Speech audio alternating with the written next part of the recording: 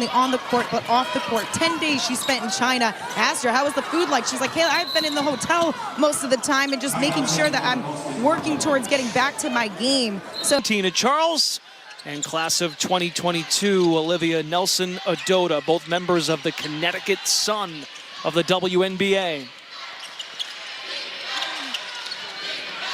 It's good to see them here repping for UConn, and not only repping for UConn, but also the Connecticut Sun. Yeah, they had a fun summer, it seems like, the Connecticut Sun. Yeah, they've been all over the place. That is a travel. Was making a play that we didn't see any of it, but of course we did. And look at this WNBA Rookie of the Year history. Paige Beckers just won the award, and wow, look at that list. Pretty darn good. We might be watching one tonight, multiple. It's possible. It's possible. Never say never.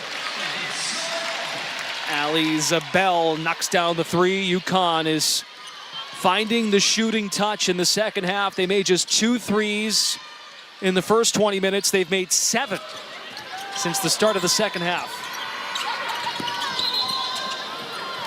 Too many steps to travel. My girl has happy feet. Keep that puppy foot down.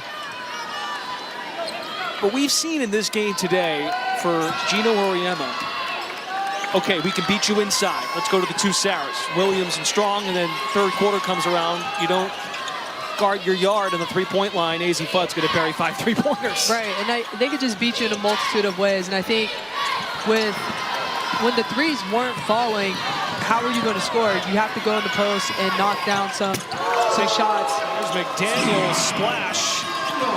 9 threes for BC. And then, you know, you want to open it up. Now everybody's kind of crowding the paint, and now that just opens up your 3-point game. And again, it wasn't like UConn wasn't getting the looks. They were getting the open looks in the first half. They didn't necessarily do anything differently. Heckel attempted to spin it up and in. Came up empty. No, she ain't had no English on it. Gotta put that English on that ball, girl. Carmody, nice idea, creates for McDaniel. Carmody chases for it. Runs out of real estate.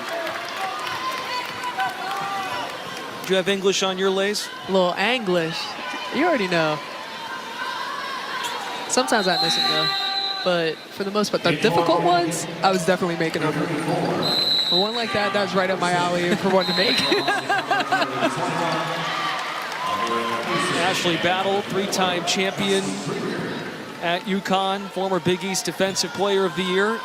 We said it off the top of our broadcast, the challenges of never mind winning one title, but then repeating. You have a three-peat on your resume. But UConn this season is looking for its 7th repeat. Another three-pointer. Shade gets a turn.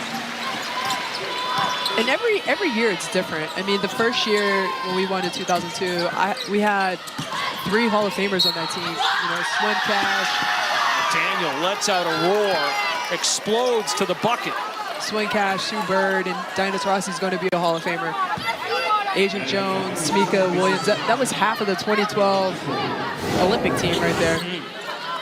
Again, getting inside and finishing. She is saying, not only can I shoot threes, but I could get down court, downhill, and score at the rim. Pretend for a second, though, like you're a viewer or a fan. People think, okay, UConn's just going to be there at the end because that's what they do. But you really believe that. You genuinely mean it is different every year. Each team is its own entity. Every year is different. I mean, that first year in 2002, if we didn't win, it would have been a travesty because we were just that good. And we blew everybody out by 1,000. The next year, no one believed in us.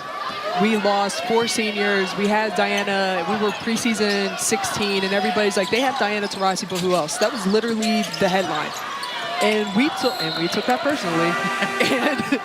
and we went out and had something to prove, knowing that the seniors didn't do it all by themselves. And so we had a chip on our shoulders that entire year. And then the next year, now you have the target. People understand that you can play, but you've been there. You have the experience of playing in those big games. You have the experience of winning in those big games. And now all of that has to come into play because there's going to be tough times where you just don't know what's going to happen, and you're going to be down, and how do you come back and win? Ducharme nearly just scored, and she's a great example of what you are talking about, a player that has a chip on her shoulder, her 5th year with the program, but has yet to really put together a full season. And I'm sure Gino Auriemma will find the bulletin board material with Paige Beckers on her way out, Caitlin Chen, an impact player. Hey, we have new point guards here. Maybe they're overlooking you, AZ Fudd, or you, Sarah Strong. For sure. He's going to have them right by the end of the year. But again, it's just going to be one day at a time, one game at a time. And like we were talking about earlier in the broadcast, like, even though this is an exhibition game, you're playing for the right to play in the national title game. You're practicing for the right to be there at the end. And that's what UConn basketball is all about. And that's why people come to UConn, because you want to have the right and the privilege to play at the end of the year. Anderson at the strike for the Boston College Eagles. Top 100 recruit in the class of 2025. Standout in the EYBL circuit. That's what impressed Coach Mack. Embodies the energy we want, her IQ, and the excitement she brings to the floor. Boston College turns it over, 76-55, 6:30 to go. KK Arnold runs the point now for the Huskies of Connecticut. Ducharme and Brady, a pair of bigs out there with Ayanna Patterson as well, a bigger lineup for UConn. Zabel is on the wing, shot clock down to 10. KK Arnold in attack mode, banks it home. And that's great for KK, coming back into the game after a slight injury and then just finishing at the rim. Being aggressive, but patience as well. Number 2 in maroon, McDaniel, has 21 points.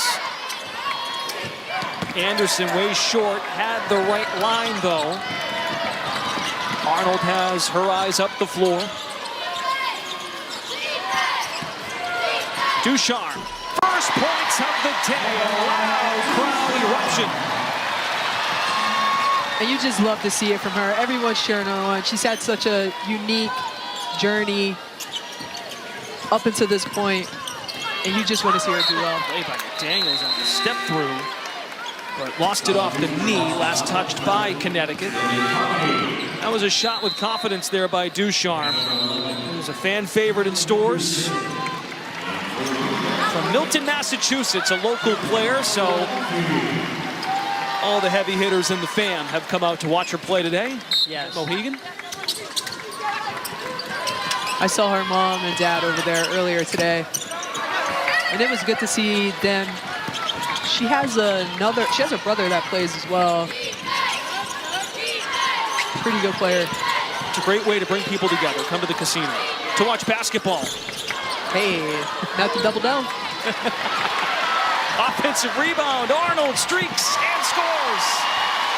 The second chance opportunity created by Jana El Alfi, the setter from Egypt, who has national program experience.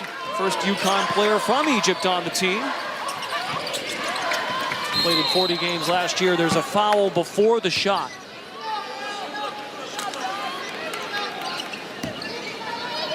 As we step aside from Mohegan Sun, it's 82-56, UConn in front.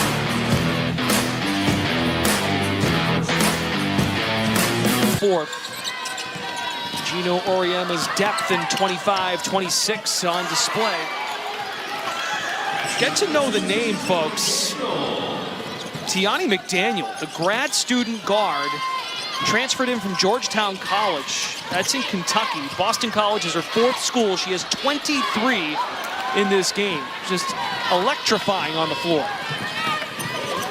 Number 3 ball, this one's Greer, short, and BC has, at one point in the game, outlasting UConn from behind the 3-point line. And they've still hit 9 for the game. Yeah, they were doing that until we foot around and found out about AZ Fudd. Ducharme barrels into Carmody, and that's a blocking foul on Boston College. with about 4 minutes to go now in regulation. Again, folks, stay tuned here on NBC Sports Boston. Those of you watching on UConn Plus, the men's programs from both institutions play tonight at 7 p.m. Eastern. Boston College and UConn, 7 Eastern on NBC Sports Boston. That should be a really good game tonight.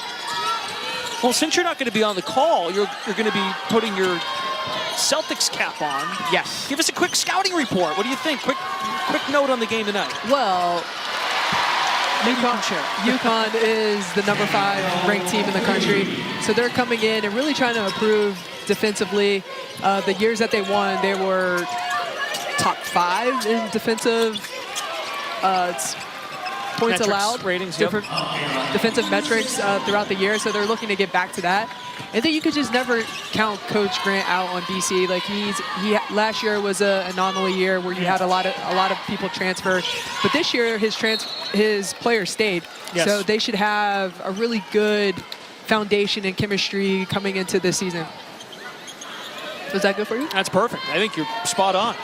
UConn offense, not really worried about. Not worried about it. Defensively, can they rise to that elite level? Yes. And as you mentioned, Boston College retained some of their better players. It was only 2 years ago Earl Grant won 20 games with the men's program, and they retained ACC Most Improved Player Donald Hand Jr. And that's when, you know, NIL really became involved with, you know, the scouting and recruiting process, and, and he lost a lot of his players to bigger schools who had NIL that could give their players a chance to make a lot of money that following year, and they had to go. Not that they wanted to go, because they really enjoyed their experience at BC, but you know, sometimes it forces your hand. Women's squads trying to finish strong. Ducharme unable to bank it home on the run. Minutes in this game now for Gandhi Malumel for UConn, number 42. The first Irish player in Connecticut program history. She started playing basketball at 12 years old.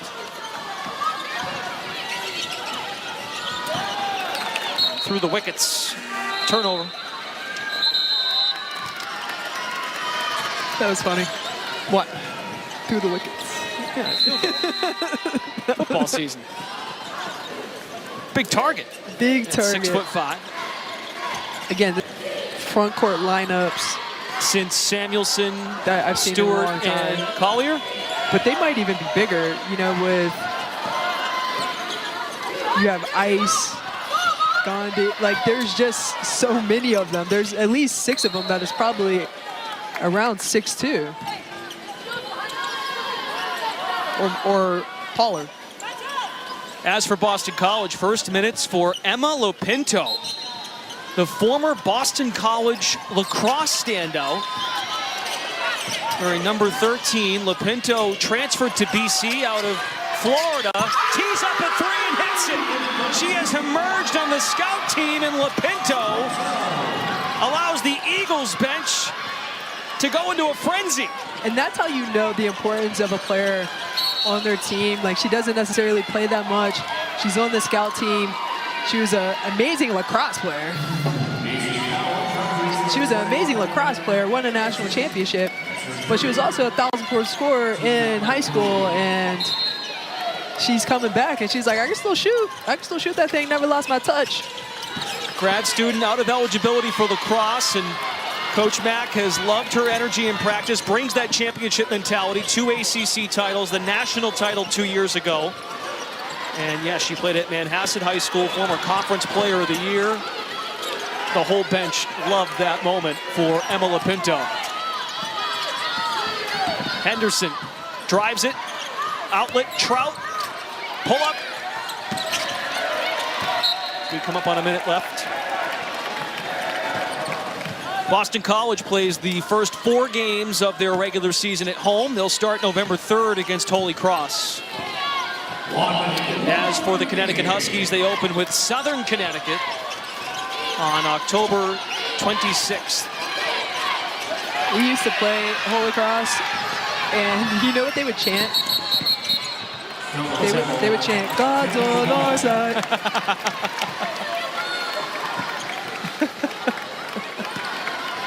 That's good. You know what was funny when we were talking to Coach Mack?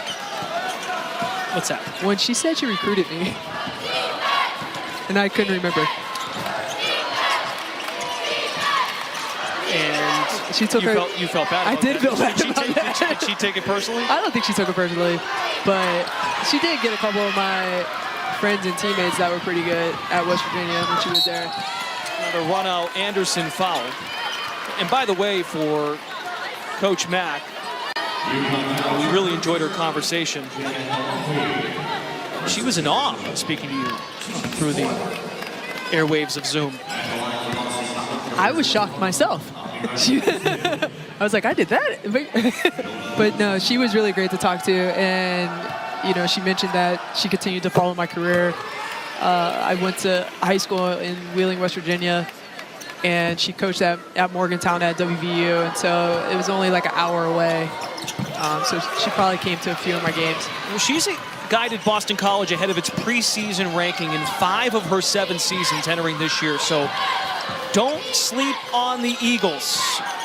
With the plethora of guards they have, they should be exciting. Again, as for UConn, they will play one more exhibition on October 26th against Southern Connecticut. They open the year in Germany against Louisville on November 4th. Final seconds trickle down. The reigning champions put on a show in front of a Connecticut crowd.